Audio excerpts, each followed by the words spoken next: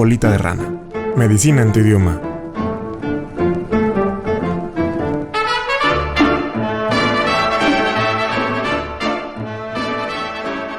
Hola, ¿qué tal amigos? Muy buenas tardes, porque estamos grabando este podcast en una tarde del 31 de marzo del 2021.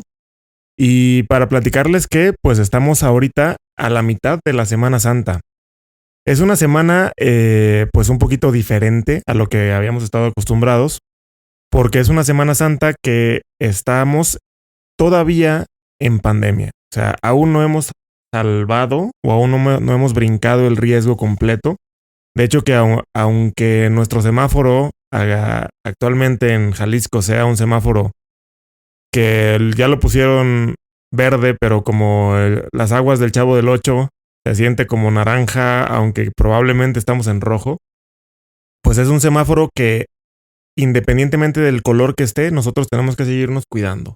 Porque ahorita hay que, sobre todo, evitar el pico posterior de la pandemia que puede llegarse a dar y vacunarnos. Si está en nuestras posibilidades, vacunarnos, sea cual sea la vacuna que tengamos. También platicarles que precisamente por la falta de vacunación hubo un déficit de la vacuna de PSG, la del bacilo de Calmette-Guerin, que es para la tuberculosis o preventiva de la tuberculosis meningia, pero ya volvió, o sea, ya la tenemos nuevamente aquí en el estado de Jalisco para que se acerquen a su centro de salud y pregunten, porque según los registros hubo más de 100,000 niños que nacieron en el pasado semestre y no se les aplicó esa vacuna, que la verdad es que sí es preventiva para ese tipo de enfermedades. Y sin más preámbulos, platicarles que el día de hoy tenemos un invitado especial que yo tengo la particularidad de que lo veo bien seguido porque es parte de mi equipo de trabajo y pues nosotros trabajamos casi que codo a codo. Vamos a hablar sobre un tema muy importante, de hecho que es uno de los temas más importantes respecto a una intervención quirúrgica, sea cual sea, ¿no? Incluso hay pacientes que hasta preguntan antes de operarse que si es riesgosa la anestesia y le tienen más miedo a la misma a veces que a el mismo procedimiento. Entonces, pues les voy a presentar aquí que tengo al doctor Rodrigo Alejandro Montero Barragán. El doctor Alejandro Montero, él es médico egresado de la Universidad de Guadalajara y hizo la especialidad médica de anestesiología en el Centro Médico Nacional de Occidente, aquí mismo en la ciudad de Guadalajara, Jalisco. Y además de múltiples diplomados, múltiples congresos, y pues es experto en áreas de la anestesiología que precisamente hacen que los cirujanos se lo estén peleando aquí al doctor, ¿no? O sea, que tiene su agenda súper saturada. Bienvenido, doctor, ¿cómo estás?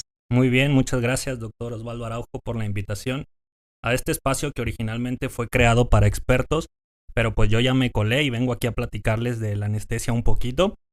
Y si logramos que alguno de tu auditorio llegue más tranquilo, más consciente, más preparado y más seguro de lo que va a suceder dentro de quirófano cuando tenga que someterse a un evento quirúrgico, pues ya vamos de gane.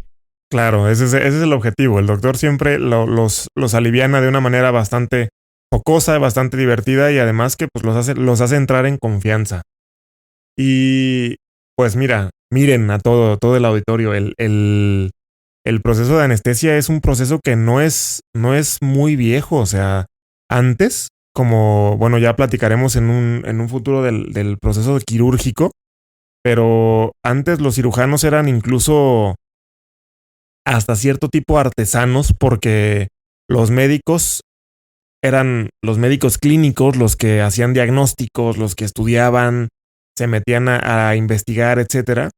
Pero los barberos eran los que los traían en las guerras, en los batallones, pues amputando, cortando, suturando, cerrando, perulizando. O sea, en realidad eran los cirujanos barberos los que hacían ese tipo de cosas y los procedimientos eran pues una salvajada. O sea, eran una salvajada porque lo hacían así, a carne viva y en caliente. De hecho, muchas veces hasta les echaban alcohol, el vodka o el brandy ahí en la herida y a la boca y a ver si se adormecían un poquito para poder aguantar. Y pues aquí en el argot médico le llamamos terapia enzimática cuando todos se ponen encima del paciente para que no se vaya a mover y ahí estaban suturándole, amputándole, cerrándole, abriéndole, etcétera, ¿no? Entonces era una salvajada, un salvajismo. ¿Cómo fue, doctor, que brincamos de este salvajismo frente a un procedimiento quirúrgico a lo que ahora es un tripsazo, a lo que ahora es puro disfrute? Así es. Mira, como bien comentas, los primeros reportes de la cirugía eran lo que se decía que era el cirujano con 5 ayudantes fortachones que eran los encargados de detener a la víctima o al paciente para que no se moviera. Entonces, iniciar procedimientos quirúrgicos obviamente que eran cortos, pero que al momento de sentir o percibir el dolor, incluso caían en la inconsciencia y decían, pues ahora sí ya está dormido, ya podemos operarlo, ¿verdad? ya está desmayado. Dormido ya está, ahora el problema es saber si despierta. Entonces, los primeros reportes son así, después ya se fue haciendo uso un poquito de la herbolaria, plantas conocidas como el opio, la marihuana. ¿Conocidas por quién? No, por mí no.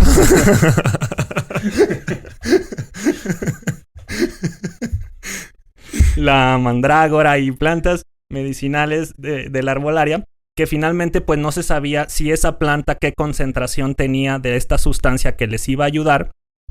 Entonces pues era muy difícil la dosificación, también un poquito de la acupuntura y pues ingeniárselas, como bien dices, para que el procedimiento fuera pues ahora sí que no tan traumático.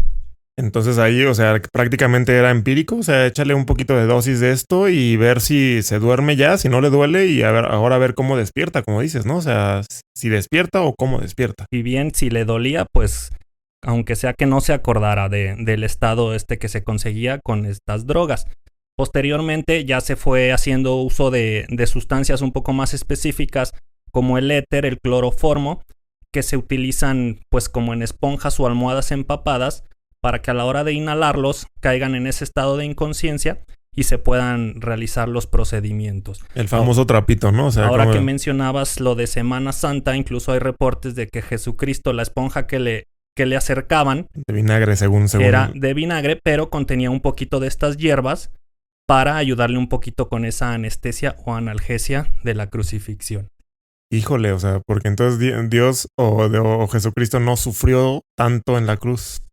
Pues ahora sí que es lo que por ahí se comenta. Es lo que se comenta, muy bien.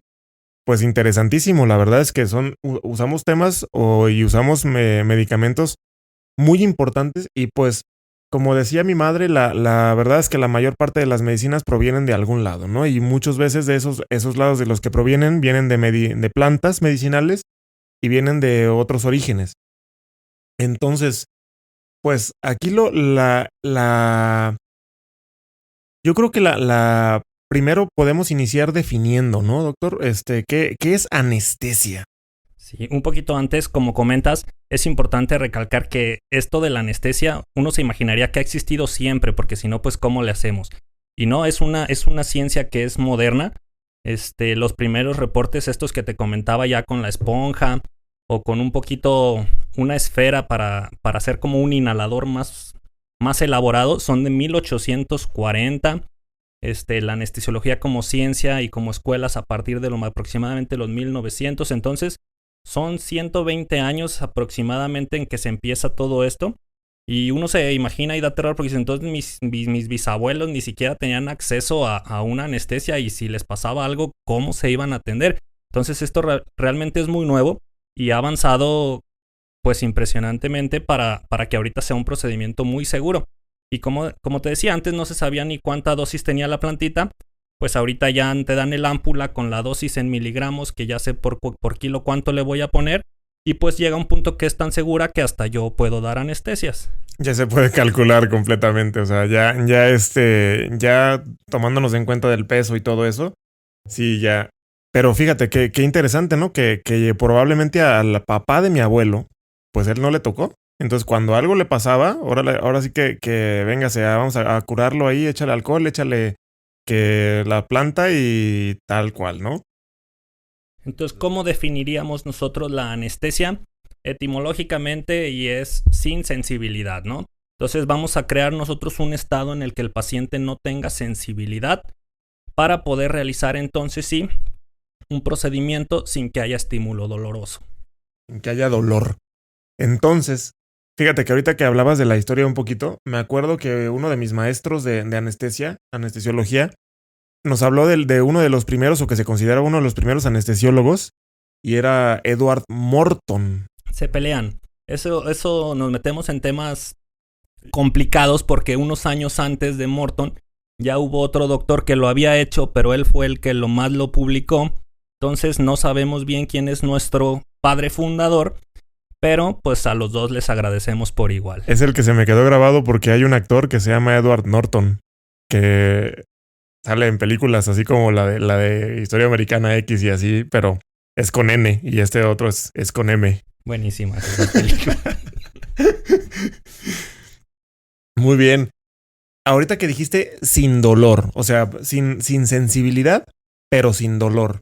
Y luego hay una especialidad que se llama algólogo o algología, ¿no? Pero no es de algo, es de algia. Dolor, de algia.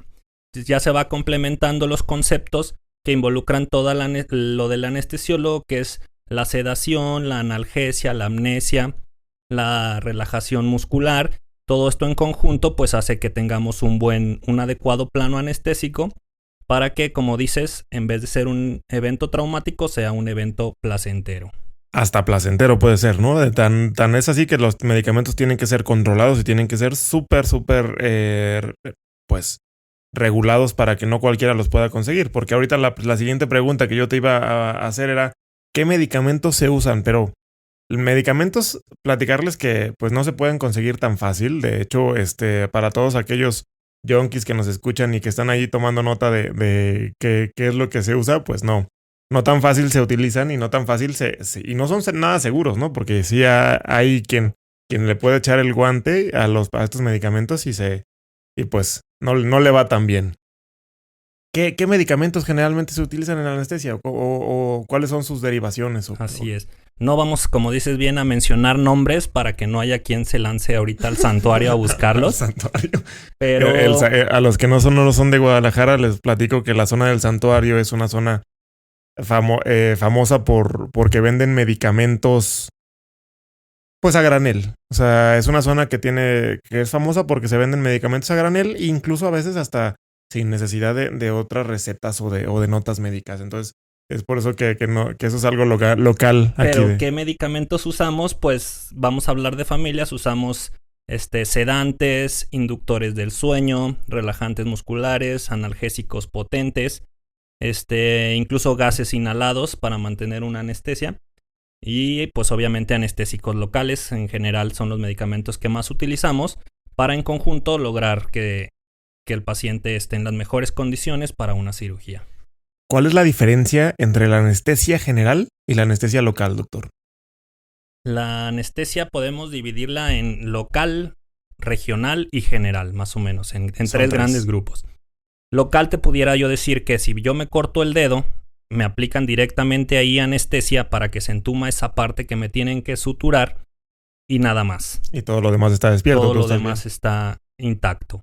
Anestesia regional también hay dos divisiones ahí, que puede ser regional neuroaxial, es la que se pone en la columna, en la espalda, y esa anestesia nos va a brindar insensibilidad de una parte del tórax para abajo, generalmente.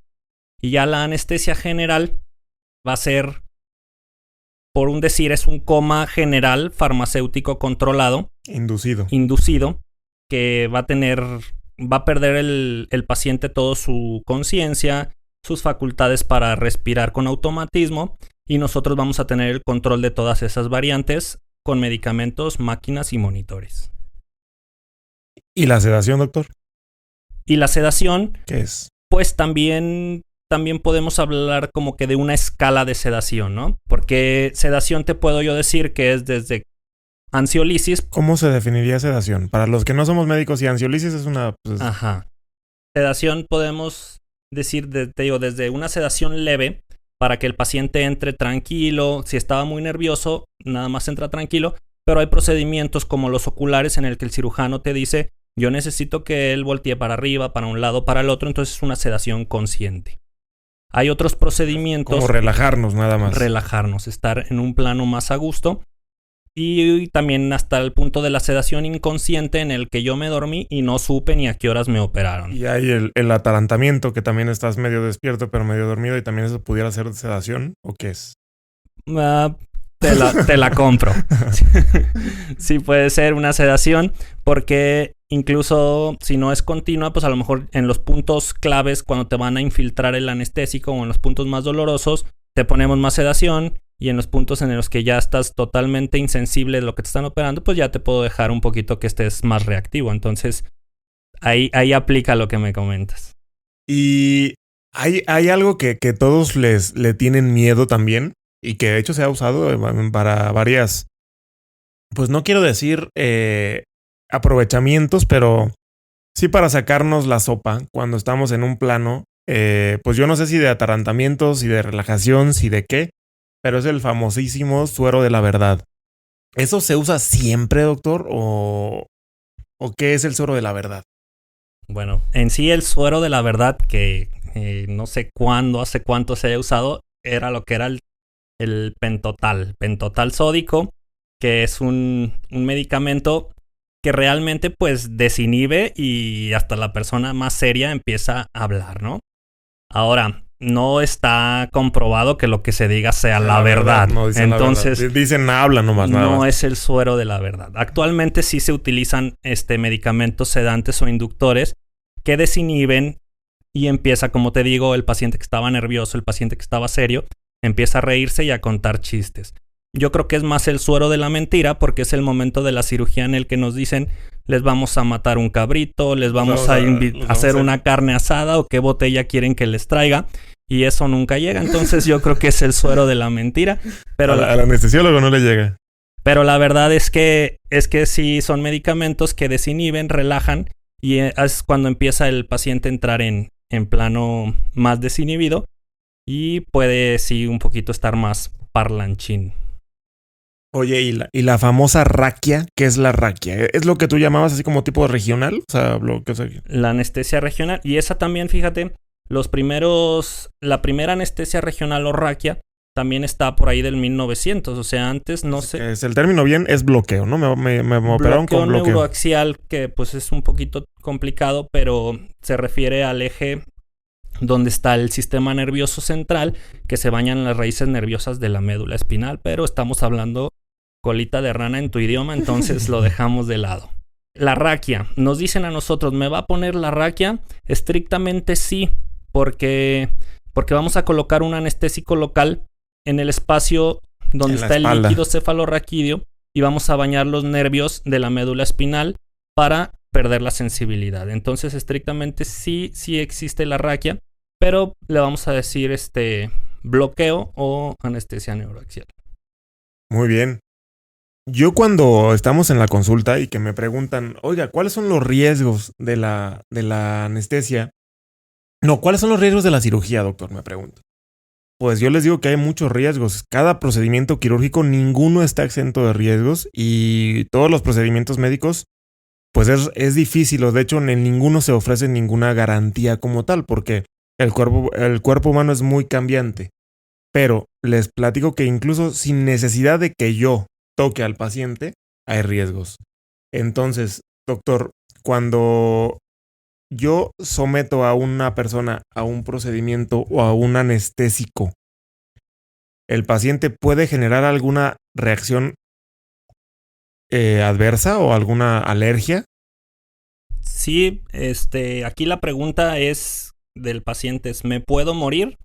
Y la respuesta también, que es estricta, pero pues que no es tan cómodo decirla porque se trata de tranquilizarlos, es sí. O sea, si en una endoscopía, en un procedimiento sencillo, en una cirugía de ojos que hay algún reflejo y alguna arritmia, ¿me puedo morir? Sí. Claro. Pero la verdad, como te comentaba, ha avanzado tanto el monitoreo y la seguridad de los medicamentos que actualmente es que más alta la mortalidad de las personas que cruzan la calle sin fijarse que las que se someten a una cirugía. Ahora también no es lo mismo si yo voy a intervenir a un paciente sano que a otro paciente que ya tiene varios factores de riesgo, como que una función del corazón disminuida. O la edad, o la diabetes, edad, ¿no? que llega con ciertas condiciones de que ya sangró demasiado o de que tiene una infección ya sistémica. Va aumentando el riesgo de mortalidad, pero actualmente la mortalidad por la anestesia te pudiera yo decir que es muy baja. Yo les digo a veces que es más fácil o es más a veces probable que uno que subiéndose a un avión, el avión se caiga, a que haya un problema a veces durante el procedimiento quirúrgico en la anestesia. Entonces digo, toco madera porque a pesar de que es rarísimo, también ha sucedido, ¿no? Que los aviones fallan. Pero, pues uno lo firma incluso cuando compras el vuelo de avión, ¿no? El boleto de avión. Porque también dice, ¿se puede caer el avión? Pues existe estrictamente, la gravedad siempre tiende a bajar. Entonces también es una posibilidad. La otra pregunta que me hacen los pacientes o que hacen es, ¿me va a doler? Me va a doler.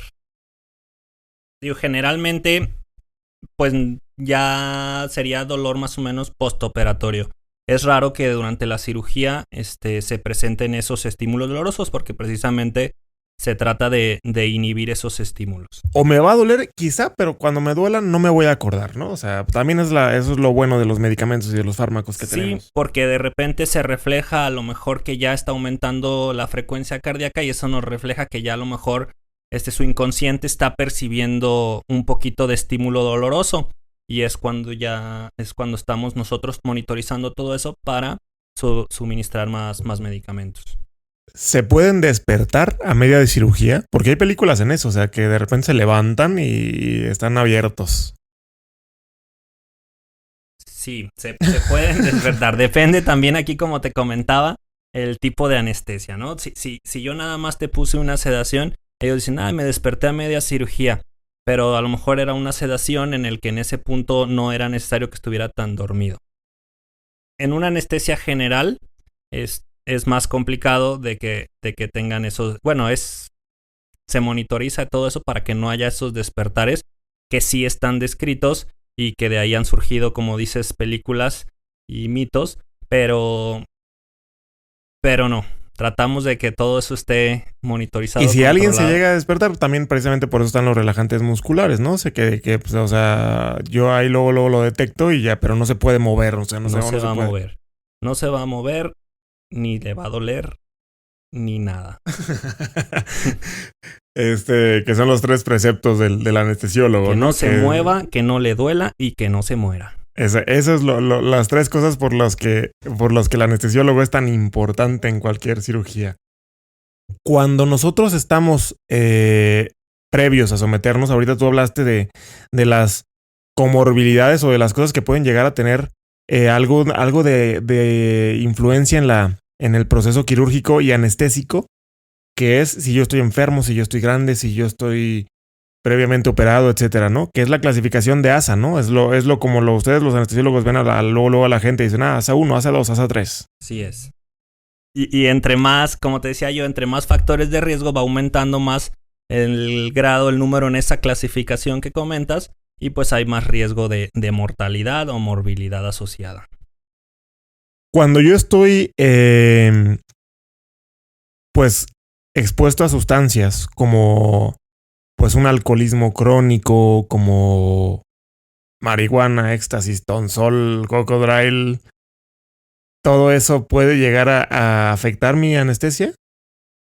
Aquí lo que yo les quisiera yo comentar sobre esta pregunta es de que si cuando ustedes van y se confiesan con el padre le mienten, pues se las perdono. Pero a su médico anestesiólogo, cuando vaya, los valore, no hay que mentir, los interrogue, por el amor de Dios, no le mientan. O sea, es súper importante que él tenga en cuenta, como dices, si consumen sustancias espirituosas, como la marihuana, cocaína, tachas, perico, éxtasis, tonsol, cocodrilo, LSD o tusi, entre otras. Porque pues puede llegar a afectar los requerimientos de anestesia para ese paciente en particular. Otra cosa es... O sea, que necesiten más anestesia. Que necesiten más anestesia y más cuidados, más monitoreos.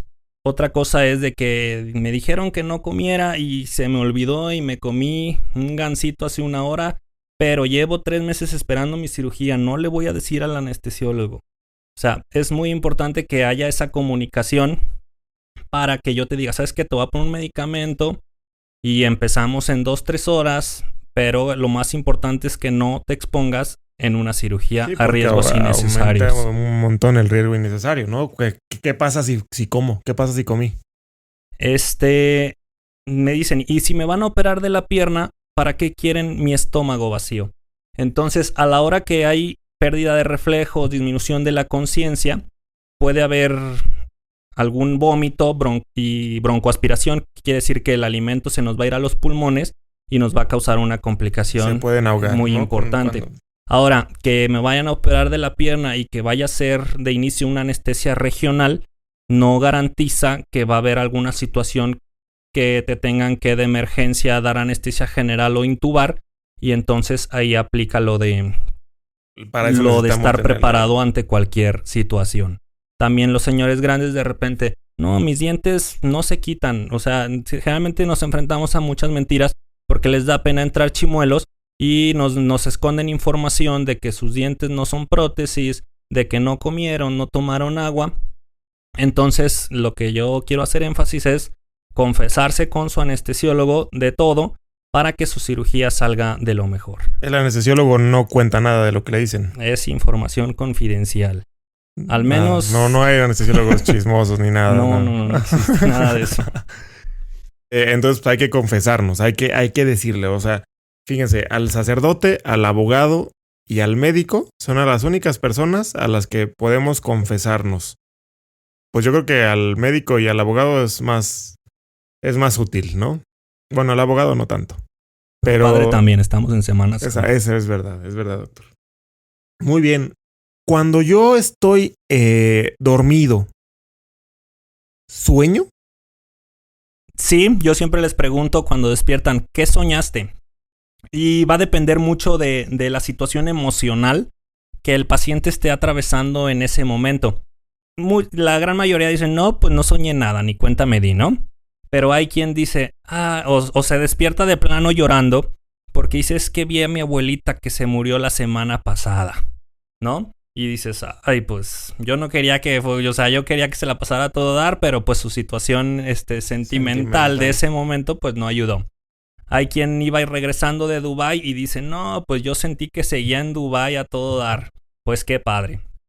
Y aquí lo mayor satisfacción es que termina la cirugía y dicen, ¿a poco ya me operaron, no? O sea, te digo, pasó la cirugía y fue algo placentero. Y te preguntan, ¿y si me puso la anestesia de la espalda? Pues sí, ni cuenta te diste, pero sí. Entonces, piérdanle el miedo a la anestesia. Actualmente es muy segura. Y la raquia que comentabas hace ratito, te quería comentar, generalmente también ya son agujas más delgaditas, más modernas. Y no se ponen después de sedación. Entonces, ahí las que nos aguantan un poquito más son las mamás que van para cesárea, porque ellas sí se avientan el piquetito un poquito más en vivo, pero tampoco llega a ser tan molesto. Pero generalmente la satisfacción es de que ni cuenta se dan de que les pusimos la anestesia o de que los operaron. Y eso es muy padre, ¿no? O sea, lo que antes era un salvajismo en el que pues quedaba la gente traumatizada completamente. De hecho, hay ciertos procesos del nervio fantasma, que ya hablaremos de eso con el neurólogo, que cuando yo por alguna razón tenía una gangrena o tenía algo en el brazo y me lo cortaban de una manera pues traumática así, o sea, de que ya tenía 6 personas, 6 enfermeros, camilleros, médicos, internos, todo, o sea, que los médicos son internos, pues, pero de pregrado, todos deteniéndome y me están serruchando el brazo, pues obviamente se va a quedar el nervio irritado. Y había veces que incluso ya con el muñón cerrado, años después, la gente sentía que le dolía ese brazo. O sea, me duele el dedo. ¿Cómo te va a doler el dedo si no hay dedo ya? Si ya no hay brazo. pues es el miembro fantasma, o sea, el miembro de que yo no lo tengo, pero lo siento y me duele. Entonces, tan es así que se queda así como una impresión grabada en mi inconsciente y el cerebro es súper, súper importante y el cerebro es muy, pues, poderoso, ¿no? Cuando alguien se somete a una cirugía, tiene que por fuerza vomitar después, porque hay quien dice, es que yo vomito y vomité después de la anestesia, o me cayó súper mal, o me pusieron mal los medicamentos, etcétera, etcétera. ¿Tú qué opinas o qué me puedes decir de eso? Mira, desgraciadamente sí existe y se llama así tal cual náusea y vómito postoperatorio. La incidencia no es tan despreciable porque 1 de cada 4 pacientes va a presentar 25%. va a presentar náusea o vómito postoperatorio. Esto debido a factores tanto, o sea, que sí, los medicamentos que se utilizan derivados del opioide, los inhalados, tienden a producir ese estado de náusea y vómito, combinado, como les decía, con las horas de ayuno, que ya llegan con el estómago un poquito vacío, revuelto. Hay veces que les decimos, presentes en ayuno. Da la casualidad que su cirugía es a las 4 de la tarde. Entonces, el paciente entendió que no tenía que desayunar y desde un día antes, entonces el paciente ya lleva 18 horas en ayuno. Cuando para una cirugía, en cuanto a alimentos sólidos, es suficiente 8 horas de ayuno. ¿Y líquidos? En cuanto a líquidos 6 horas, agua natural 4 horas, ¿no? Entonces llegan ya con el estómago de 24 horas vacío y en cuanto les cae a lo mejor poquita comida y combinado con los fármacos que se utilizaron, pues ahí viene el vómito. Además de que cuando es cirugía en el que se manipula intestino, estómago, pues también contribuye a que surja todo esto de las náuseas. Actualmente, pues de rutina generalmente se utilizan medicamentos para prevenir que la incidencia de vómitos, pero sí, no lo hemos logrado todavía combatir al 100%. Y pues sí, se presentan vómitos. Yo digo, pues ahora sí que vomite la anestesia, ¿no? Porque generalmente después de 1 o 2 vómitos se sienten pues a todo dar. Es un alivio. Entonces, pues sí vomitó, sí, pero pues ya está mejor. Entonces, la verdad es que pues tú podrías catalogarlo como es un buen viaje. O sea, la anestesia es parte de un buen viaje. Yo les digo que todo paciente operado tiene derecho a ser drogado. Porque pues de por sí ya llega con el nervio, ya llega con esa angustia, porque aparte le está sucediendo algo no grato. Y pues hay que ayudarlo, ¿no? A que sea algo placentero, con anestésicos locales y pues, ¿por qué no? Con sedación agradable. Muy bien. Porque el doctor siempre los bromea, ¿no? Les dice, oye, ¿es tu primera anestesia? Sí, también la mía. A ver cómo nos va, dice. Y los pacientes, pues, se ríen porque evidentemente el doctor, pues, se la vive en quirófano, ¿no? Él. Luego también otra cosa de los anestesiólogos. Son los DJs de la medicina. Pues ahí depende del cirujano, ¿verdad? De repente hay a quien le gusta, hay a quien no, pero generalmente se trata de que el ambiente, pues también, para que la cirugía salga bien, hay que trabajar con el equipo, que nos llevemos bien y tener un ambiente, pues de lo mejor, ¿no? Si todos estemos en un buen ambiente, el resultado va a ser favorable para el paciente. Ahora, si de repente está todo con música y se calla la música y ves que el anestesiólogo deja el WhatsApp y se pone a trabajar, pues quiere decir que algo está pasando ahí. Entonces, si tú ves a tu anestesiólogo tranquilo y poniendo música, quiere decir que todo va bien. Tú no te preocupes, porque a veces dices el paciente que te voltea a ver y decir, pues, ¿y qué está haciendo? Así que se quede. Así, si ves a tu anestesiólogo tranquilo, quiere decir que todo está bien. Exacto. Entonces, y sí, pídele tú también la música que te guste para que también entres ahí en el ambiente. Una de las situaciones que nosotros hacemos siempre en el quirófano es que yo les pregunto, ¿cuál fue el último concierto al que fuiste? Porque generalmente en el concierto es cuando, o sea, una persona solo va a los conciertos que le gustan a menos de que lo lleven, ¿no? Como el doctor aquí que fue al de Pablo Alborán. Muy bueno.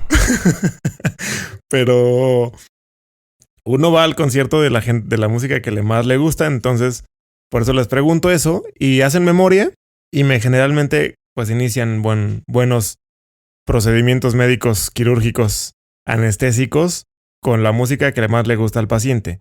Y ahí es cuando de repente ellos pierden la conciencia y ya pues cada quien pone lo que más les gusta. Hay médicos a los que les gusta Luis Miguel, hay médicos a los que les gusta Alejandro Fernández, el potrillo nunca falla.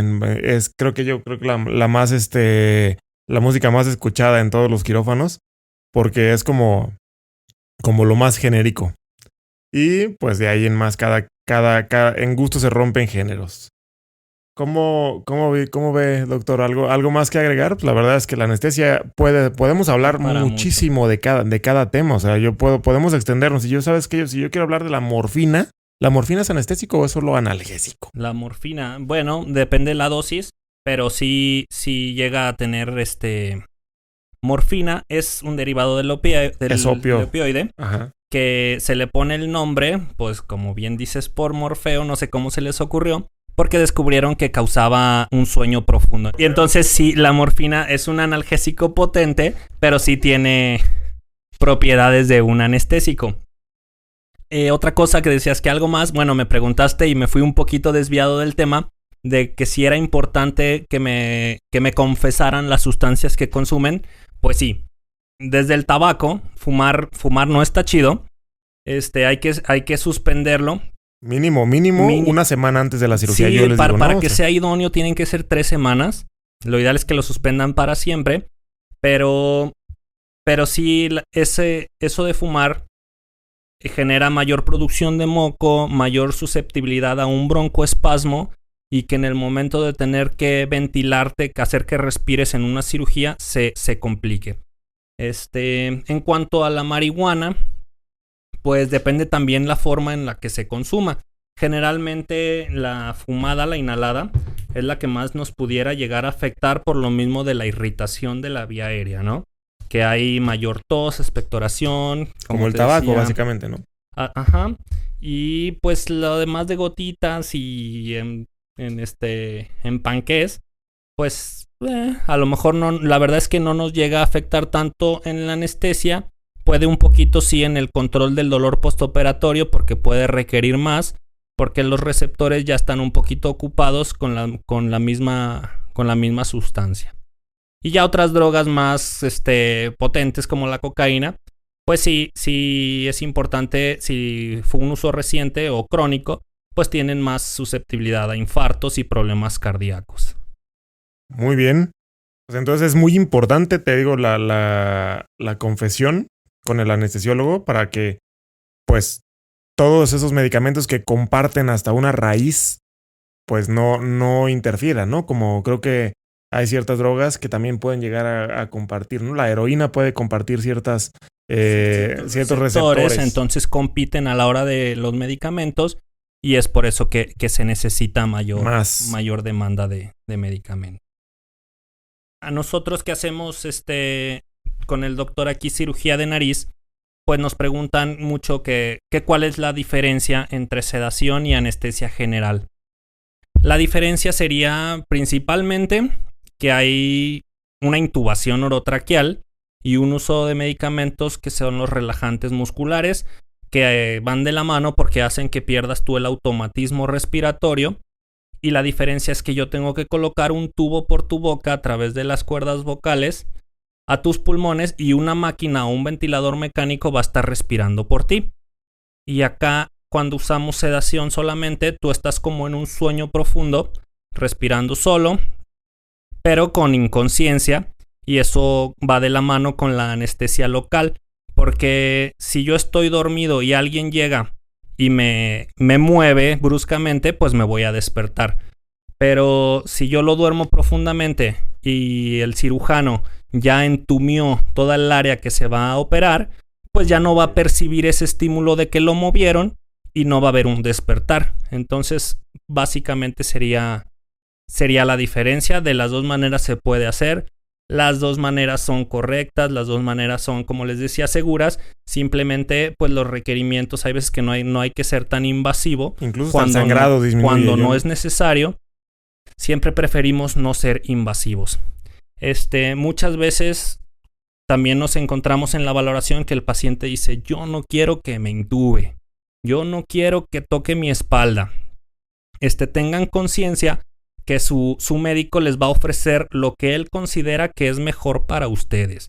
O sea, si yo te ofrezco que te voy a intubar es porque yo creo que para ti es la mejor opción. Es más seguro. Entonces, sí, ténganle confianza, platiquen de todos modos antes de la cirugía todas sus dudas, pero tampoco se pongan en es que yo no quiero que me piquen la espalda. Obviamente, si ya tuviste tu cirugía de columna y eso, no nos vamos a meter con tu espalda, pero vamos a tratar de ofrecerte lo que sea mejor para ti en las condiciones en las que estás en este momento.